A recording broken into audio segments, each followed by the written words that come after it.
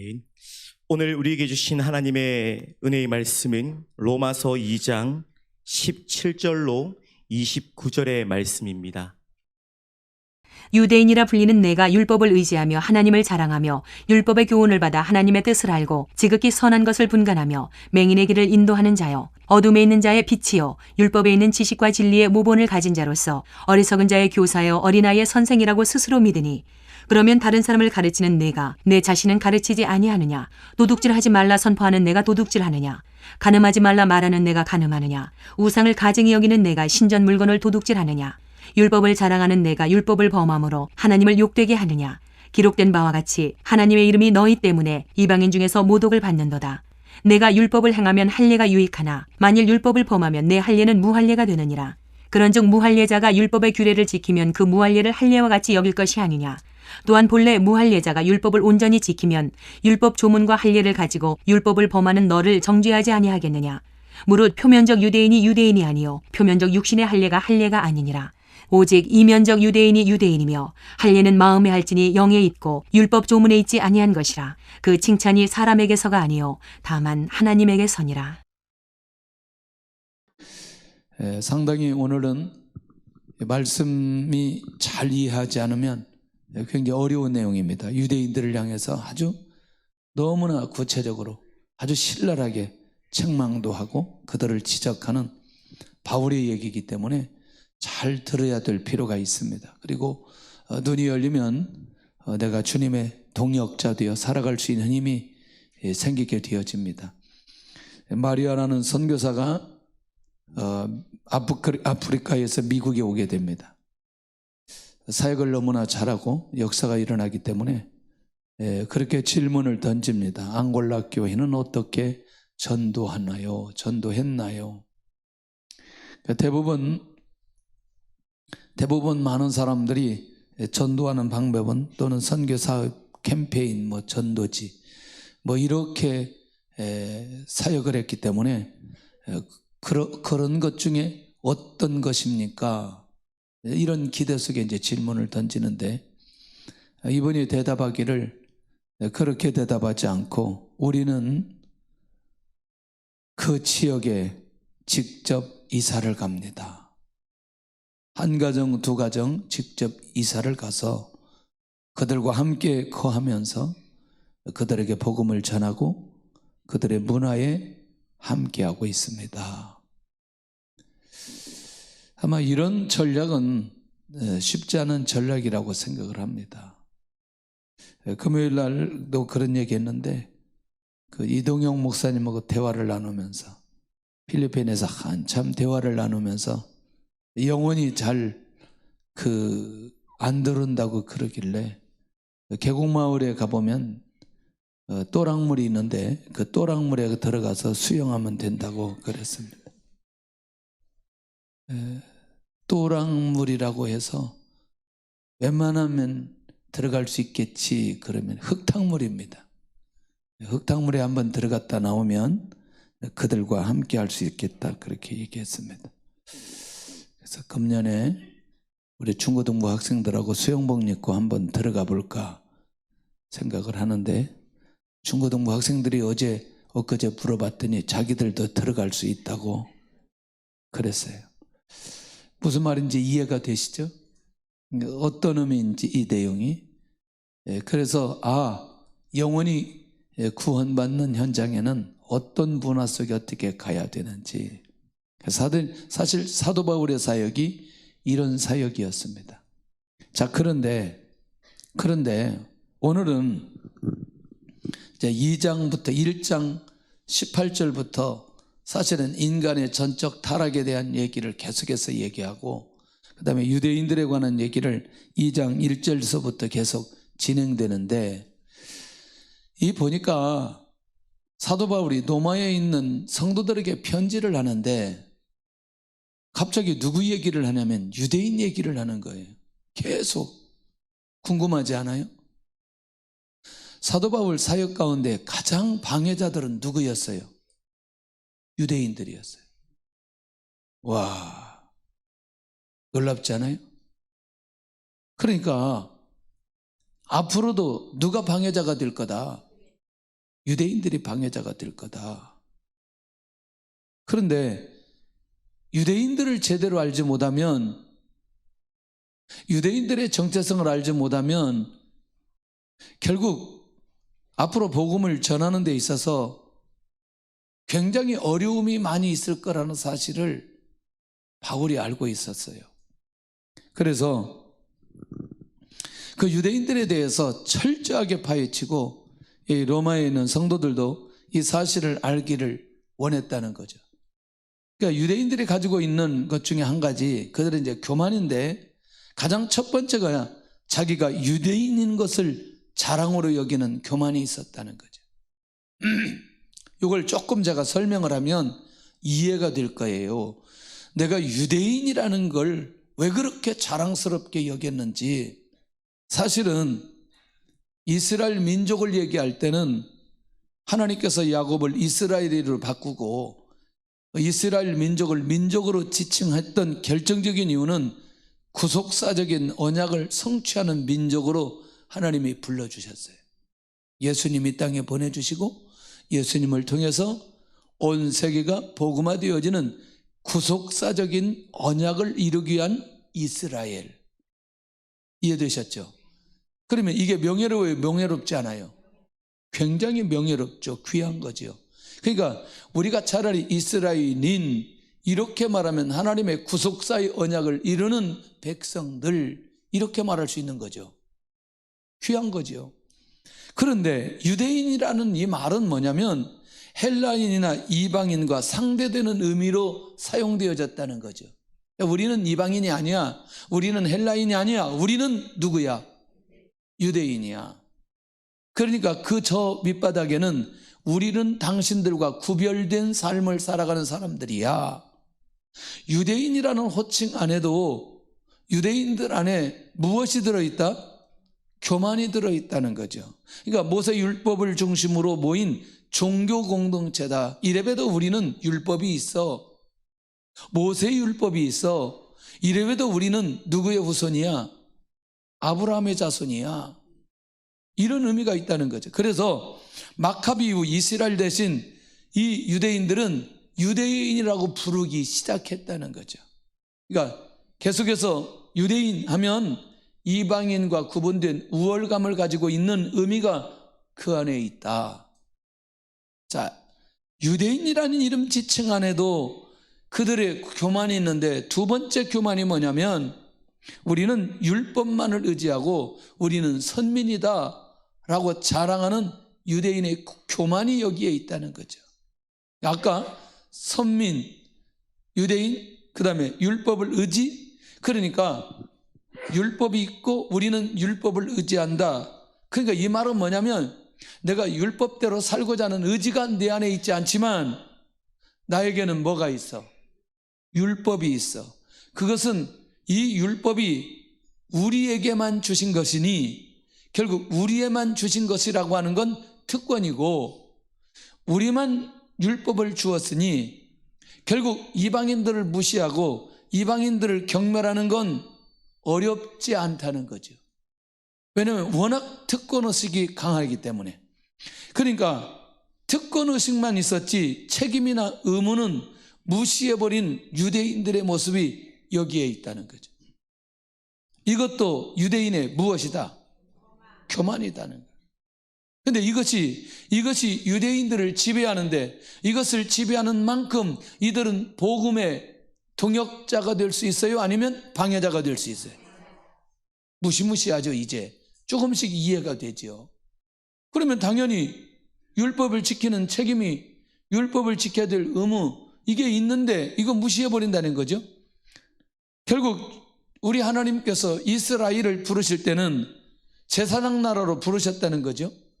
그러면 제사장 나라로 불러주셨다는 건 거룩한 백성으로 살아가야 될 특권과 사명이 있는 거죠. 언약을 지켜야 되는 의무와 책임이 있다는 거죠. 한번 보실래요? 시작. 너희가 내게 대하여 제사장 나라가 되며 거룩한 백성이 되리라. 너는 이 말을 이스라엘 자손에게 전할지니라. 제사장 나라가 되려면 어떻게 해야 돼요? 거룩한 백성이 되는 거죠. 그러면 거룩한 백성은 어떻게 할 때 거룩한 백성이 돼요? 말씀대로 살 때, 삶으로 살아낼 때. 그러니까 우리는 율법을 가졌다는 특권만 있는 거지 책임과 의무를 다하지 않으니까 거룩한 백성으로 될 수 있는 삶을 살아간다, 살아가지 않는다? 살아가지 않는다. 이 무시무시한 일들이 오늘 이 유대인에게 있는 것을 보게 됩니다. 세 번째 교만, 하나님의 뜻을 알고 지극히 선한 것을 분별한다고 착각하고 있다는 거죠. 하나님의 뜻을 잘 안다, 자기들은. 그리고 지극히 선한 것을 분별한다. 이 말은 뭐냐면, 자, 율법은 하나님의 백성들이 하나님의 뜻대로 살아야 될 원리를 얘기했습니다. 맞지요? 그리고 율법에는 하나님과의 관계, 사람과의 관계가 어떻게 유지되면서 가야 될 것인가도 알려주고 있습니다. 그런데 이 엄청난 비밀들을 누가 알고 있어요? 유대인들이 알고 있어요. 그리고 이것을 뭐예요? 다른 사람들에게 가르치고 있어요. 보세요. 시작. 대답하여 이르시되 너희는 어찌하여 너희의 전통으로 하나님의 계명을 범하느냐? 이런 거죠. 무슨 내용이냐? 하나님의 뜻을, 선한 것을 분별한다고 말하는데, 이건 지금 마태복음 15장 3절은 주님이 서기관과 바리새인들을 향해서 말씀하셨던 내용이거든요. 그러니까 이미 하나님의 계명, 율법을 주셨는데 그 율법을 지키지 않도록 하기 위해서 사람이 전통을 만들어서 사람이 만든 전통으로 하나님의 율법을 범하도록 하는 엄청난 일을 저질렀던 사람이 누구냐? 유대인들이었다는. 그러니까 실제로 하나님의 뜻은 알기는 알지만 뜻대로 살지도 않고 선한 것을 분별한다고 말하지만 선한 삶을 살지 않았던 삶을 살았던 사람들이 누구다? 유대인이다. 이것도 그들의 교만이라는 거죠. 교만이라는 거죠. 그러니까 사람이 만든 법으로 하나님의 법을 어기면 안 되는데 이것을 너무나 쉽게 어기는 사람들이 누구였다? 유대인들이었다. 무시무시하죠? 그러니까 우리는 어떤 경우라도 하나님의 절대 주권 앞에 사람이 가지고 있는 법으로 합리화시켜서는 안 된다는 거죠. 주의 은혜가 있기를 원합니다. 주의 은혜가 있기를 원합니다. 제가 얼마 전에, 오래전에 어느 권사님한테 전화해가지고 권사님의 11조 안 하냐고 물어봤어요. 그랬더니 11조 안 하냐고 물어봤더니 뭐라고 얘기하냐면 목사님 빚지고 어떻게 11조 하냐고 그래. 대답은 하길래. 그래서 내가 빚져서 아무것도 살 수 없냐? 수입이 없어서. 또 그런 건 아니래요. 너무나 그럴듯하잖아요. 믿음이 없어서 11조 못한다고 얘기를 해야지 내가 빚지면서 어떻게 11조 하느냐 이렇게 대답을 하는 거죠. 그럼 뭐냐면 나의 상황을 놓고 하나님의 말씀을 충분히 왜곡시킬 수 있다는 거죠. 이 말 이해되나요? 그러면 내가 믿음이 없다는 말을 고백하는 게 훨씬 더 나았다는 거죠. 그러니까 이런 모습들이 이런 스피릿이 우리 안에 흘러가면 우리도 모르게 사람이 만든 전통으로 하나님의 계명을 어길 수 있는 가능성이 매우 많이 있다는 거죠. 무슨 말인지 이해되시죠? 단순하게 11조의 문제가 아닙니다. 우리의 삶 속에 신앙생활 하는데 우리도 모르게 유대인들이 가지고 있는 요소가 내 안에 있어서 나도 모르게 하나님의 계명을 범할 수 있는 가능성이 매우 많이 있다는 거죠. 매우 많이 있다는 거죠.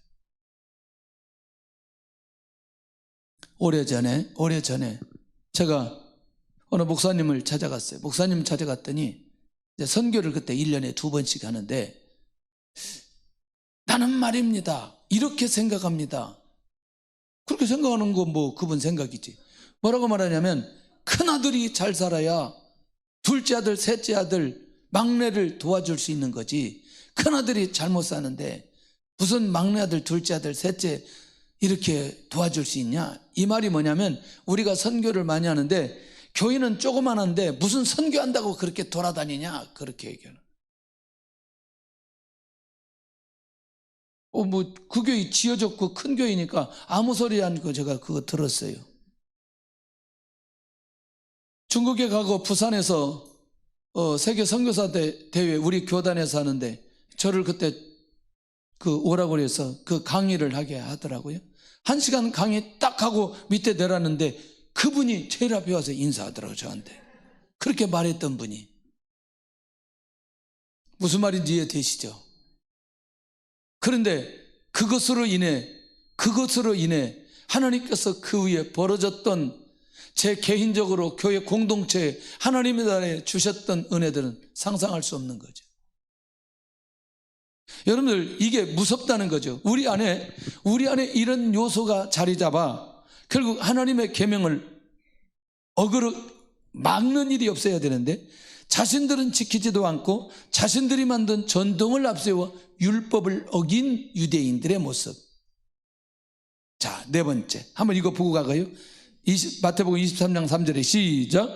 그러므로 무엇이든지 그들이 말하는 바는 행하고 지키되 그들이 하는 행위는 본받지 말라. 그들은 말만 하고 이 누구예요? 이들이 유대인들이라는 거죠. 역시 이것도 주님께서 말씀해 주신 내용인 거죠. 자, 주님께서도 저희 말은 지키고 행위는 본받지 말라고 경고하는데 네 번째는 유대인들은 율법에 있는 지식과 진리의 규모를 가진 자라고 스스로 교만한다네. 그러니까 다시 말하면 율법은 가졌지만 그것을 쫓지 않고 임의대로 행하였다는 것. 더 놀라운 것은 자신의 내면에는 변함이 없고 지식의 우월감만 가진 교만한 모습이 오늘 유대인들이었다는 거죠. 그들이 가지고 있는 지식이 뭐예요? 그렇죠, 율법이죠. 그러니까 율법을 모르는 이방인을 개취급한다는 거죠. 그렇지만 그 율법을 통해서 자기의 내면에 변화는 준다, 주지 않는다? 주지 않는다. 그러니까 그것을 교만함으로 여겼다는 거죠. 그러니까 가졌으면 가진 만큼, 내가 우월감을 가진 만큼 그것을 통한 변화가 내 안에 있어야 이 유대인들이 동역자가 되는데 동역자가 될 수 없다는 거예요. 왜? 변화가 일어나지 않아요. 하나님의 말씀을 받으면 누구를 막론하고 우리 안에 변화가 일어나야 돼요. 할렐루야. 영적인 변화가 일어나야 돼요. 말씀의 변화가 일어나야 돼요. 왜 단기 선교가 중요하냐면 변화가 일어나요. 가면 변화가 일어나요. 자, 이번에 표요 뭐예요? 이번에 단기 선교 갔던 분 표가 뭐예요? 이 말이 무슨 말인지 몰라요. 지금 안 갔으니까 모르잖아요.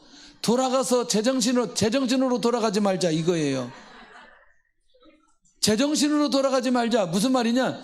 선교지에 주셨던 하나님의 은혜, 성령의 충만, 하나님의 비전, 영혼 구원, 하나님에 대한 헌신, 돌아가서 제정신으로 돌아가지 말자.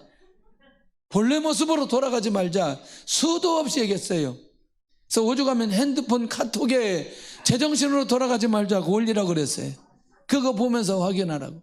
그 말은 뭐냐면 우리 안에 내면적인 변화가 일어나는 게 중요하다는 얘기한 거예요. 할렐루야. 이미 그것은 우리 안에 이런 변화가 일어나 하나님의 뜻대로 살고자 하는 의지가 그 안에 있는 거 아니냐는 거예요. 사실 단기 선교 가가지고 하는 게 별로 없어요. 그런데 하나님의 말씀이 들리기 시작하고 보여지기 시작하고 느껴지기 시작하는 거예요. 왜? 시간을 냈어요. 돈을 냈어요. 몸이 갔어요. 그러니 당연히 들리게 되어져 있어요. 주여, 큰 은혜가 있기를 원합니다. 근데 유대인들은 내면의 변화가 있지 않는 거죠. 심지어 그들은 뭐라고 말하느냐? 우리는 소경의 길을 인도하는 자요 어둠에 있는 자의 빛이라고 교만하는 거예요. 그러니까 이 교만한 유대인들은 이방인에게 우월감을 드러내고 있는데 결국 자기들은 누구는 소경이라는 거예요. 그러니까 이방인들은 소경이라고, 그리고 누구는 어둠에 있는 자라고, 이방인이 어둠에 있는 자라고, 자기는 빛이라고. 그러니까 계속해서 그들이 하는 용어는 처음부터 끝까지 뭐가 하늘을 찌르요? 교만이 하늘을 찢는 거죠. 그러니까 자기들의 특권만 자랑하는데 집중하지 내면적인 변화와 실제로 그들에게 찾아가 이 하나님의 뜻과 하나님의 비밀을 같이 살도록 하는 이 일에는 전혀 관심이 없다는 거예요. 이게 지금 유대인들의 모습이라는 거예요.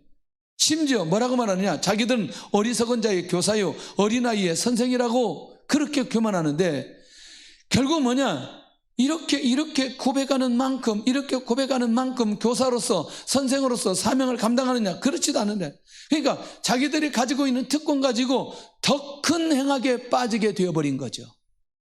네, 오히려 이들에게 특권이 없었다면 겸손하게 될 텐데, 내면적인 변화가 일어날 텐데, 오히려 복음의 동역자가 될 텐데, 그렇지 않았던 이들의 모습을 사도 바울이 계속해서 살펴보고 있는 거예요. 복음에 안 들어가는 거죠. 오히려 복음 전하는 걸 철저히 막고 방해하는 역할을 이 유대인들이 하고 있다는 거죠. 그러면 사도 바울이 두 번째 그냥 지나가는 게 아니라 이제, 그러면 이 복음을 방해하는 자들이 받는 책망은 뭐냐? 와, 첫째가 다른 사람을 가르치는 자가 왜 자신은 가르치지 않느냐는 거예요. 그러니까 자신들은 지키지 않으면서 왜 의로운 채 하는 외식을 하느냐는 거예요. 이걸 책망하고 있다는 거예요. 그러면 다른 사람을 가르치면 여전히 자기 자신도 뭐 해야 돼요? 가르쳐야 된다. 할렐루야, 할렐루야. 그럼 여러분들, 이 전하는 사람은요, 누가 가장 먼저 듣느냐? 본인이 가장 먼저 듣게 되어 있어요. 제가 전하면서 제가 많이 듣게 되어 있다니까요. 예를 들어서 선교를 얘기하면서 제가 만약에 선교를 하는다, 전도를 하면서 전도를 하지 않는다, 사랑을 하라고 하면서 사랑하지 않는다, 그건 말이 안 된다는 거죠. 가장 먼저 지키고자 하는 의지가 제 안에 있어야 된다는 거죠. 의로운 채 하는 것은 그 외식이기 때문에 이건 책망받아야 될 일이라는 거죠. 우리 모두는 언제나 다른 사람을 가르치기 전에 먼저 우리 자신이 가르침을 받아야 된다는 거죠. 그러니까 이들은 하나님을 향한 신앙을 형식적인 종교 행위로 전락시켜 버렸다는 거예요. 변화가 안 돼요. 형식적인 것만, 그러니까 변화가 없는 형식적인 것. 기도해도, 찬양해도, 말씀을 받아도, 전도해도, 선교해도 그냥 형식적으로 하는 거죠. 형식적으로. 이런 모습은 절대로 열매를 맺을 수 없다는 사실을 우리는 분명히 알아야 될 필요 있다는 거예요. 주의 은혜가 있기를 원합니다. 하나님, 내 삶 속에서 형식적인 종교 행위가 일어나지 않게 하여 주옵소서. 할렐루야. 결국 이들의 정체는 하나님과 무관하며 형식적이고 외식적인 삶의 모습이라는 것. 이 말이 무슨 말이냐면, 이거는 형식적이라고 하는 건 하나님을 의식한다, 사람을 의식한다? 사람을 의식한다. 두 번째는 도덕질 말라 가르치면서 자신이 먼저 도덕질한다는 거죠. 21절에 사실 10계명 중에 8계명이 도덕질하지 말아라. 그런데 상업, 무역 혹은 사업에서 이들은 여전히 도덕질을 하고 있는 거죠. 도덕질을 하고 있다는 거예요. 개인적인 거래에 부당한 수입을 챙기며 하나님의 말씀을 어기고 있다. 그러니까 사실은 자기들이 뭘 알고 있으면서, 율법을 알고 있으면서 도덕질은 해야 된다, 하지 말아야 된다, 하지 말아야 된다, 그러면서 뭐 하고 있다? 도덕질하고 있다. 말이 안 되는 거죠. 자, 이것이 결국에는 사도 바울에 의해서 철저하게 책망을 받고, 세 번째는 간음하지 말라고 가르치고 간음했다는 거죠. 그들 안에는 온갖 음행과 간통이 일어나고 있음을 책망하고 있다는 거죠. 그러면 간음하지 말라 가르쳤어요. 간음하지 말라 알고 있어요. 그러면 간음하는 행위를 하지 않아야 되는데 여전히 간음하는 행위가 있는데, 율법은 있지만 도덕적 기준은 이미 부패해 있는 이 유대인들의 모습을 바울이 너무나 알고 있는 거예요. 안타까운 거죠. 안타까운 거죠. 왜냐하면 삶의 변화 없이 율법을 가지고 가르치고 특권의식에 사로잡혀 있는 이 유대인들을 바라보면서 얼마나 애통하며 안타까워하는 마음을 가지고 있는지, 더 이상 동역자 되기가 어려운 거죠. 유대인들.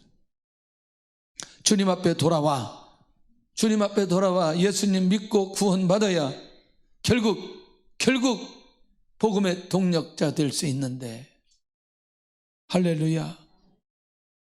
세 번째, 우상을 가증히 여기면서 신사 물건을 훔쳤다는 책망인데, 우상을 가증스럽게 여기는 십계명의 정신을 알고도 우상에게 바쳐진 제물이나 우상을 위해서 만들어진 것들을 도둑질하는, 우상을 가증히 여기면서 우상의 물건을 훔쳤다, 아니면 우상을 가증히 여기면 그걸 소중하게 여겨야 돼, 여기지 않아야 돼?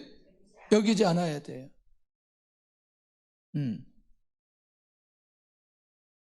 뭘 많이 수집하는 사람들, 나중에 그거 우상되는 거 아세요? 골동품, 그림, 우표, 동전, 그 다음에 무슨 돌. 그렇다고 해서 있는 거 다 버리지 말고. 근데 자기도 모르게요, 그거 그렇게 집중하는 거예요.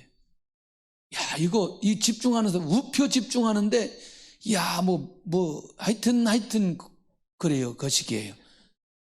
하여튼 너무나 집중해, 너무나 집중해. 예, 이거 다 설명하지 않아도. 지난번에 미국에 있는 분 얘기를 하는 거예요. 평생토록. 예. 골동품이라고 그래요? 아니면 도자기라고 해야 돼요? 응? 골동품이 도자기예요. 옛날 그거. 응? 골동품? 비싼 거라니까. 그것도 골동품이? 평생토록 그거 이제 다 해놨어요. 어마어마한 돈을 가지고 다 사다 놓고, 이분이 나이가 들어서 세상을 떠났어요. 그런데 그 아들이 물려받았는데 아들이 그걸 가치를 모르는 거예요. 가격이나 그 그릇이 가지고 있는, 골동품이 가지고 있는 의미나 이걸 전부 다 모르는 거예요. 자기에게는 아무런 필요가 없는 거죠. 그러니까 어떻게 하느냐? 누가 아는 사람 알아서 다 썰어서 가져가라고. 그때 가져올 걸 그랬어요. 여러분들, 이 말이 무슨 말인지 잘 생각해야 됩니다. 우리가 필요치 않는 것에 집중할 수 있는 경우, 이게 나중에는 뭐예요? 아주 좋은 것 있으면 훔칠 수도 있어.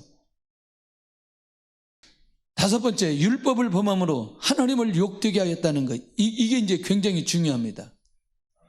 내가 율법을 알고 율법을 가졌다는 특권이 있고 율법을 가르치는데 율법대로 행하지 않으므로 누구를 욕되게 만든다?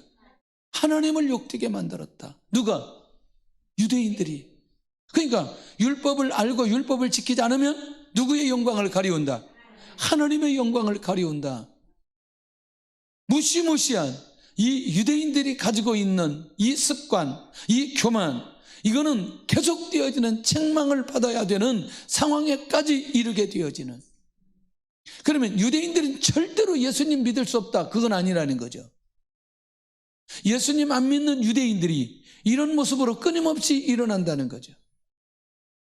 자, 그러면 이런 책망을 사도 바울이 과감없이 가감하게 그들에게 책망하는 것을 보게 되는데, 지금 그러면 이 편지가 유대인들에게 보내는 편지예요? 아니면 로마 교회의 편지예요?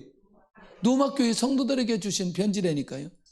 그러니까 유대인들을 정확하게 이해하고 정확하게 알면 그들이 수없는 방해가 온다 할지라도 그것을 정확하게 진단하고 이것을 피해가고, 그리고 절대로 그 방해에 흔들림 없이 사역할 수 있다는 거죠. 그러나 유대인의 정체성을 모르면 안 된다는 거죠. 자, 보세요. 복음을 방해하는 외식적인 신앙의 모습 때문에 어떤 일이 벌어지느냐? 이방인 중에서 너희 때문에 복음의 모독을 받는다. 좀 24절 한번 봐야 돼요. 자, 시작. 기록된 바와 같이 하나님의 이름이 너희 때문에 이방인 중에서 모독을 받는도다. 와, 다시 시작. 기록된 바와 같이 하나님의 이름이 너희 때문에 이방인 중에서 모독을 받는도다. 하나님의 이름이 이방인 중에서 너희 때문에 모독을 받는도다. 복음을 빼고. 그러니까 결국에는 누구 때문에 하나님의 이름이 모독을 받는다? 아까 하나님의 영광이, 하나님의 명예가 땅에 떨어지게 되고 하나님이 모독을 받게 되어지고, 차라리 율법이 없다고 말해야 되는데, 율법을 가르친다고 말하지 않아야 되는데, 율법을 너무나 잘 알고 특권의식이 있는데 이방인들이 그들 때문에 세상에 하나님이 모독을 받는다. 이방인들은 이들과 하나님과 동일한 인격을 소유한 백성으로 인정했기 때문에. 이 말이 이해되나요? 자, 자기들이 율법을 가지고 있다고 하니 하나님과 유대인들을 동일한 인격으로 인정하게 된다는 거죠. 그런데 삶은 그렇게 살아간다, 살아가지 않는다? 살아가지 않는다. 그래서 우리는요, 그리스도인들은 다른 종교에 가진 사람보다 훨씬 더 삶을 정결하게 살아야 될 요구가 더 많은 거예요. 그래서 왜? 하나님과 우리를 동일한 인격체로 인정하기 때문에, 우리가 하나님이 아닌데 그런 모습으로 우리를 인정하기 때문에 더 거룩하게 살아야 돼요. 더 깨끗하게 살아야 돼요. 더 정직하게 살아야 돼요. 더 열심히 살아야 돼요. 할렐루야. 왜? 누구의 이름이 모독되지 않도록, 하나님의 이름이 모독되지 않도록 더 깨어 있어야 될 필요가 있다는 거예요. 주 연회가 있기를 원합니다. 그러나 유대인의 교만 때문에 이방인들이 속았다는 사실을 알게 되는 거죠. 아, 그렇지 않거나 유대인들, 우리가 그렇게 생각했는데 실제로 그들의 삶을 들여다보니까 그렇게 살지 않는 거죠. 더 도둑질하고, 더 간음하고, 더 음란하고, 더 거짓말하고, 더 위선이고, 더 형식적이고, 이 유대인들을 바라보면서 이런 것들을 발견하게 된다는 거예요. 놓치지 않기를 바랍니다. 하나님과 상관없이 살아가는 외식적인 행위 때문에 하나님의 이름이 모독을 받는다라고 하는 이 부분. 자, 이제 두 번째는 율법을 행하면 할례가 유익하지만 율법을 행하지 않으면 할례는 무익하게 된다. 그러니까 지금 유대인들이 가지고 있는 할례라는 의식은 뭐냐면 선민의 특권의식 중에 하나가 할례를 행했다는 거예요. 이 말 이해되시죠? 거기까지는. 그러니까 자기들은 유대인과 이방인들을 구분하는 것은 우리가 할례를 행했다는 할례가 기준인 거죠. 그런데 사도 바울은 이렇게 말하는 거죠. 율법을 행하고 율법을 지키고 율법 가운데 거하고 내면적인 변화가 일어나면 할례는 그 의미와 힘이 살아나게 되지만, 할렐루야. 그런데 율법을 행하지 않으면 아브라함의 자손으로서 구속사의 특권을 잃어버리게 된다는 거예요. 이 말 이해되시나요? 그러니까 행위로 아무리 할례를 행했다 할지라도 결국 그 안에 믿음이 있지 않고 율법대로 살지 않으면 그 할례는 무할례가 된다는 얘기예요. 그러니까 주님이 이들을 향해서 뭐라고 말씀하시느냐? 아브라함이 우리 조상이라고 생각하지 말라, 그렇게 가르치고 있어요. 왜? 하나님이 돌을 가지고 아브라함의 조상을 만들 수 있으니 아브라함이 우리의 조상이라고 말하면서 특권의식에 사로잡히지 말아라, 그렇게 말하고 있다는 거예요. 할렐루야. 이게 얼마나 중요한지. 그러니까 외식적인 삶은 절대로 복음의 역사와 복음의 동역자가 될 수 없다는 사실을 분명하게 가르친다는 거죠. 그러면서 26절에 바울이 뭐라고 말하느냐? 무할례자도, 할례를 행하지 않았던 사람도 율법을 지키고 믿음을 지키고 순종하게 될 때에 할례자와 같이 인정받게 된다는, 주 연회가 있기를 원합니다. 그리스도를 믿는 자는 이미 할례를 어디 행했기 때문에 마음의 할례를 받은 자로 이미 인정해 주신다는 거예요. 그러니 더 이상 내가 할례를 받았다고 선민이라고 그렇게 자랑하지 말으라는 거죠. 그리스도 안에 있는 자들은 모두 다 하나님의 영적인 백성이 되었다는 게 굉장히 중요하다. 와, 내가 주일을 지켰다는 것 때문에, 형식적으로 지켰다는 것 때문에 우리 스스로 신앙에 좋다고 말해서는 안 된다는, 오늘 이 예배를 통해서 하나님의 은혜를 경험하고 하나님의 말씀이 들려지고 한 주의 방향이 결정되고 하나님의 인도받아가는 이 모습이 얼마나 중요한지. 네. 근데 너무나 놀라워요. 왜 이렇게 우리가 어떤 대가를 지불하면요, 하나님의 말씀이 더 강력하게 선포되고 더 들리게 되어지는지, 이게 너무나 놀라운 거예요. 너무나 놀라운 거예요. 그게 형식적이지 않다는 거예요. 그래서 혹시라도 내 삶 속에 정말 하나님을 깊이 있게 만나기를 원한다면 대가 지불하면 하나님께서 역사해 주시는 거예요. 역사해 주시는 거예요. 은혜 베풀어 주시는 거죠. 아마 시간이 지나가면서 우리 안에 이런 영적인 백성, 할례는 마음의 함으로 하나님의 영적인 백성이 되어져 하나님의 복음의 동력자 되어 인도받는 놀라운 역사가 일어날 수 있기를 원합니다. 그래서 할례는 의식적인 제도에 참여하는 것이 아니라 믿음의 의미로 참여해야 된다는 거죠. 이방인들은 언약적 의미에서 믿음으로 이 은혜에 동참하면 할례자로 인정받을 수 있다.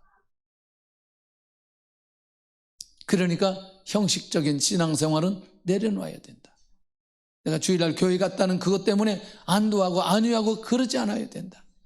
진짜 하나님의 은혜를 받고 하나님 앞에 기도하고 응답받는 그런 예배, 그런 신앙의 삶이 우리 안에 주어져야 될 필요가 있다는 거죠. 그래서 이렇게 말합니다. 표면적인 유대인이 아니라 육신의 할례가 할례자가 아니라는 걸 선언하고 있다는 거죠.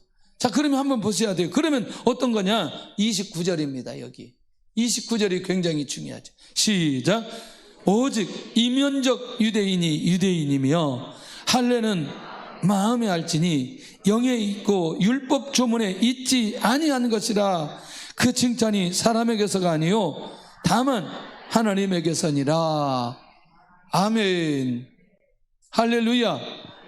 주의 은혜가 있기를 원합니다. 주의 역사가 나타날 수 있기를 원합니다. 이제 알았습니다. 표면적인 유대인이 아니고 육신의 할례가 할례자가 아니라는 사실을 깨달았습니다. 내가 어떻게 살아야 될지. 자, 그렇다면 마지막으로 뭐냐? 동역자로, 복음의 동역자로, 주님의 동역자로 살 수 있는 비결은 뭐냐? 주님 앞에서 자기 자신의 신분을 정확하게 고백하는 사람. 사도 바울은 로마서 1장 1절에 내가 그리스도의 종으로 고백하고 감격해하고 있습니다.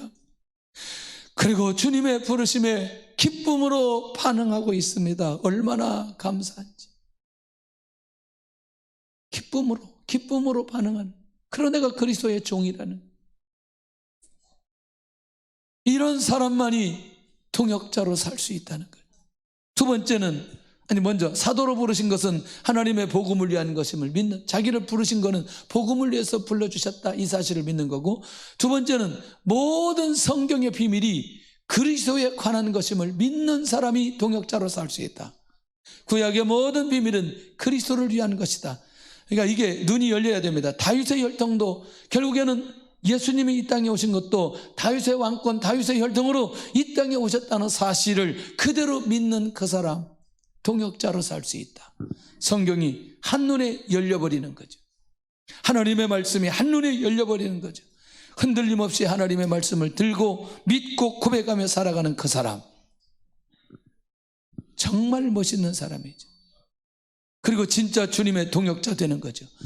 세 번째는 주님의 비전을 이루기 위해서 어디든지 가고자 하는 사람, 복음을 전하는 곳, 영혼이 있는 곳, 말씀이 성취되는 그곳. 사실은 오늘 1장 13절에 가서 보면 로마서 1장 13절에 사도 바울이 어디를 가기를 원해요? 그렇게 로마에 가기를 원해요. 로마에 여행하기 위한 거죠? 아니잖아요. 무엇 때문에? 복음을 전하기 위해서. 영혼이 있는 곳에, 복음을 전하는 곳에, 말씀이 성취되는 그곳에 가기를 원하는 그 사람이 동역자로 살 수 있다는. 일부 때도 보니까 상당히 많던데. 자기 선교지 한 번도 안 가본 사람 손 한번 들어. 손 들어야 돼. 왜 손 안 들어? 선교지 한 번도 안 가본 사람은 손 들어. 다 갔어요? 왜 이렇게 많이 갔어요, 여기는? 아니, 아까 일부 때는 숫자에 비해 안 간 사람이 많던데 여기는 많이 갔네. 그래도 다시 안 간 사람은 손 들어요. 거짓말하지 말고, 속히 가시기를 바랍니다. 역사가 있는 곳에. 그래야 주님의 동역자 될 수 있어요. 그 가슴을 가지고 살아갈 수 있어요. 근데 문이 열리기 시작해요. 가려고 봤더니 돈이 없네. 돈은 어디에 있냐? 은행에 있어요, 은행에.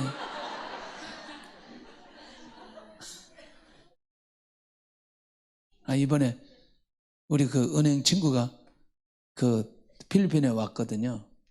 그래서 이제 이렇게 설교하다가 갑자기 우리 기도 제목 얘기하고 그러면서 돈은 은행에 있다고. 그랬더니 자기가 은행 거식인데, 그러더니 숙소에 오더니 갑자기 뭐가 돈이 입금됐어요. 봤더니 500만 원을 입금했어요. 이야, 할렐루야. 돈은 은행에 있구나.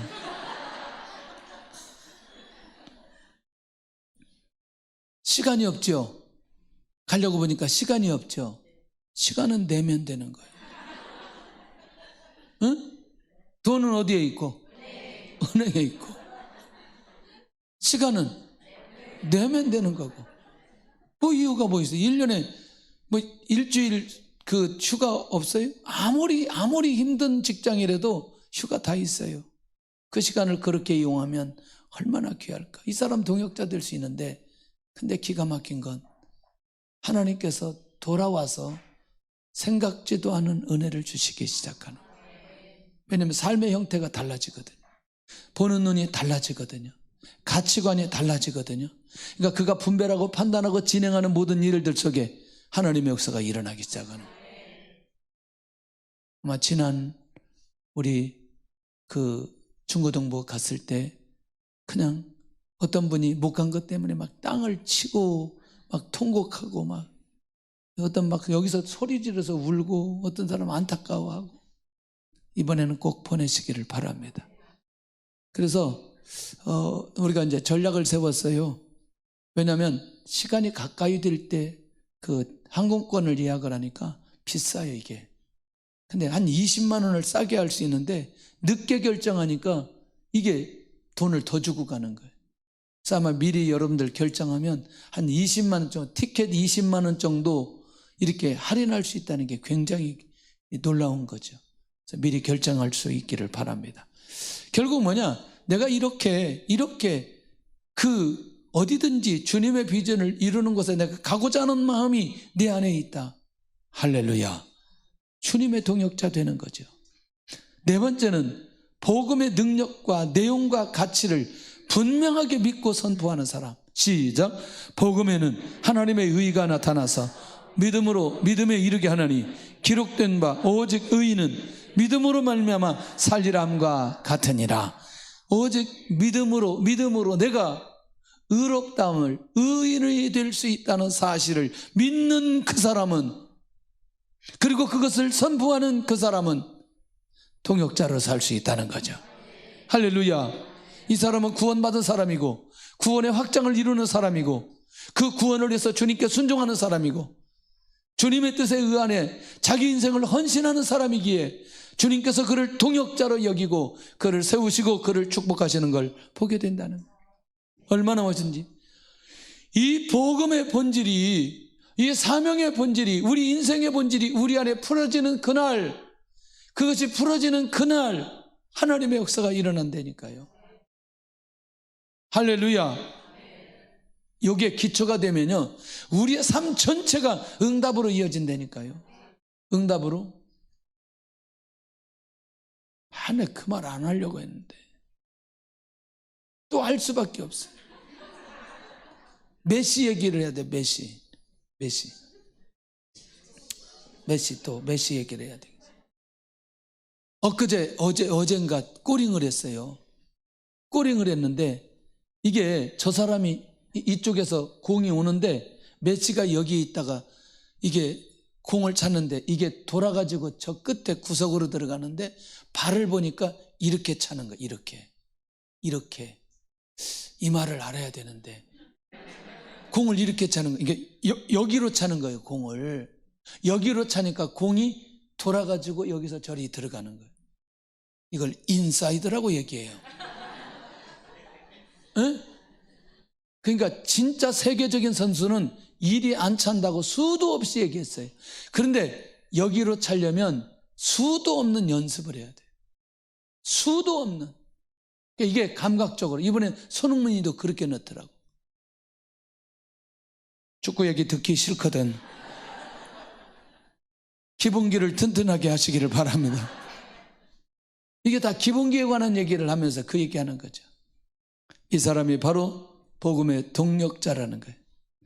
결론입니다. 내 안에 복음을 방해하는 유대인의 요소는 없는가? 나는 오직 믿음으로 말미암아 살리라는 고백을 하고 있는가? 나는 복음의 동력자인가?